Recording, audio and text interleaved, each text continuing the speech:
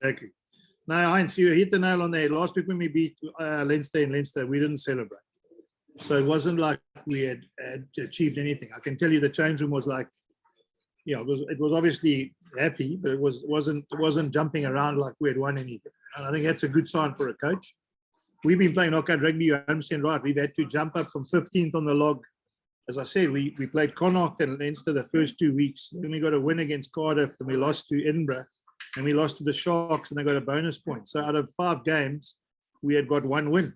People forget we were the last of the. I remember people showing screenshots of the Bulls are the last team on the log from the South African point of view, last in our conference. So we've had to play knockout rugby. We know, and Kitch Christie always said you play well in your finals. That's the reality, guys. I mean, we didn't play our final last year. We got nothing. We've got absolutely nothing for winning there.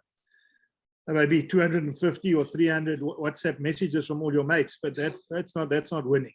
So yeah, I can tell you that our final is tomorrow. I'm not concerned about any media or people referring to our game last week. They almost won with a penalty, with a try and a conversion in the last play of the game against Ulster. So maybe their final was last week as well. So.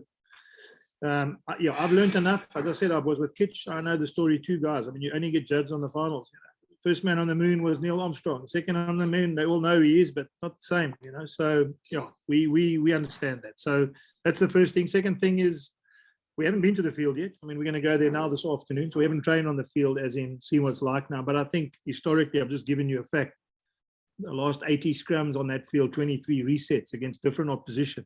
Now, you can't therefore say that one team is illegally scrumming or the other team, because, I mean, out of 80 scrums, they collapsed 23 times. Something is not right.